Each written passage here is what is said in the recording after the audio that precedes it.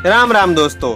Bullet train ये नए भारत का वो रफ्तारमयी सपना है जो कि हर एक भारतीय बेसब्री से हकीकत बनने का इंतजार कर रहा है। तो दोस्तों आप सभी लोग अब तो समझ ही गए होंगे कि आज हम बात करने वाले हैं हमारे देश के most awaited high speed bullet train project के स्टेटस के बारे में, कि आखिर हम लोग भी तो जाने कि ये काम कहां तक पहुंचा। क्या बुलेट ट्रेन अपनी डेडलाइन से पहले हमारी भारतीय पटरियों पर दौड़ती दिखेगी भी या फिर नहीं। इस संदर्भ में दोस्तों हमारे रेलवे बोर्ड के चेयरमैन वीके यादव जी ने कहा है कि कोरोना काल के बावजूद हमारी जो bullet train high speed rail का प्रोजेक्ट है वो अपनी डेडलाइन तक या फिर उससे पहले पूरा हो ही जाएगा।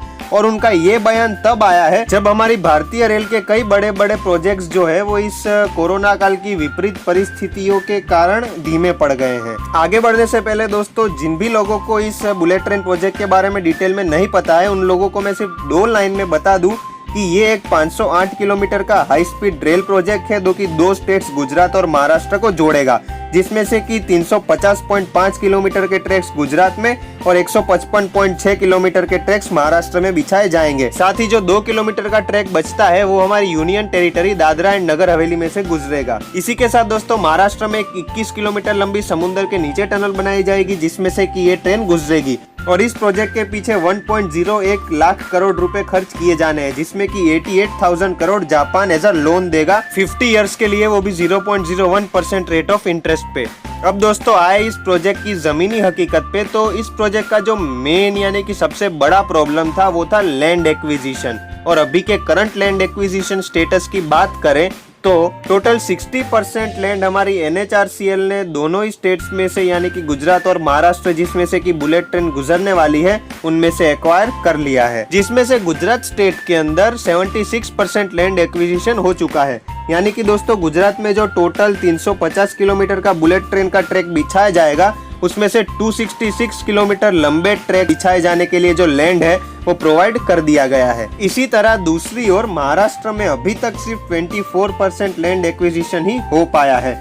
यानी कि जो महाराष्ट्र में 155 किलोमीटर लंबा बुलेट ट्रैक बिछाया जाएगा उसमें से सिर्फ 37.84 किलोमीटर का जो ट्रैक है वो बिछा सके, सिर्फ उतना ही लैंड एक्वायर हुआ है। अब दोस्तों महाराष्ट्र में देरी इसलिए हो रही है क्योंकि आप लोगों को पता ही होगा कि अभी जो फिलहाल महाराष्ट्र में गवर्नमेंट आई है उसका इस बुलेट ट्रेन प्रोजेक्ट में कोई ज्यादा इंटरेस्ट नहीं दिख रहा है। इसलिए ये जो बुलेट ट्रेन का लैंड एक्विजिशन हो रहा है उसमें काफी दिक्कतें आ रही हैं, जो कि आप साफ साफ देख सकते हैं कि महाराष्ट्र में सिर्फ 24% ही लैंड एक्वायर हो पाया, जबकि गुजरात में ये रेशियो 76% तक है। लेकिन दोस्तों अभी कुछ दिनों पहले महाराष्ट्र में एक पॉजिटिव साइन दिखा है और जो लैंड एक्विजिशन की प्रोसेस है उसमें भी तेजी देखने को मिली है।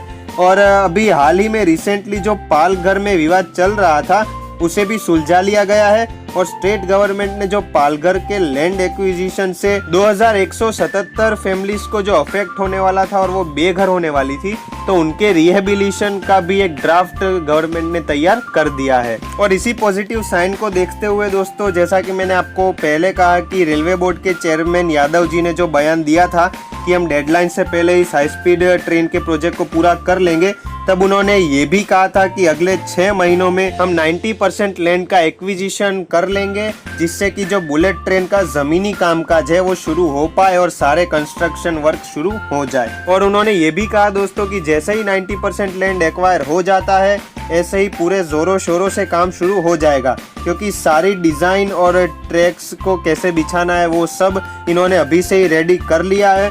और साथ ही साथ जो सी के नीचे महाराष्ट्र से टनल में बुलेट ट्रेन पास होने वाली है उसकी भी डिजाइन रेडी कर ली गई है। इसी प्रोजेक्ट के साथ जुड़े दोस्तों 2 टेंडर्स को अभी कुछ दिनों पहले रेलवे ने लाइव कर दिया है, जिसमें कि पहला टेंडर जो हमारे इस पूरे रूट में 28 स्टील ब्रिज बनने वाले हैं उसे बनाने के लिए है और दूसरा टेंडर 68% सिविल वर्क के बारे में है। तो दोस्तों अच्छा लगा वीडियो तो फटाफट से हमारे चैनल को सब्सक्राइब कर लीजिए, साथ ही लाइक और शेयर करना मत भूलिएगा। आज के वीडियो में सिर्फ इतना ही। तब तक के लिए भारत माता की जय, जय Hind and God bless you all. मिलते हैं हमारे नेक्स्ट वीडियो में।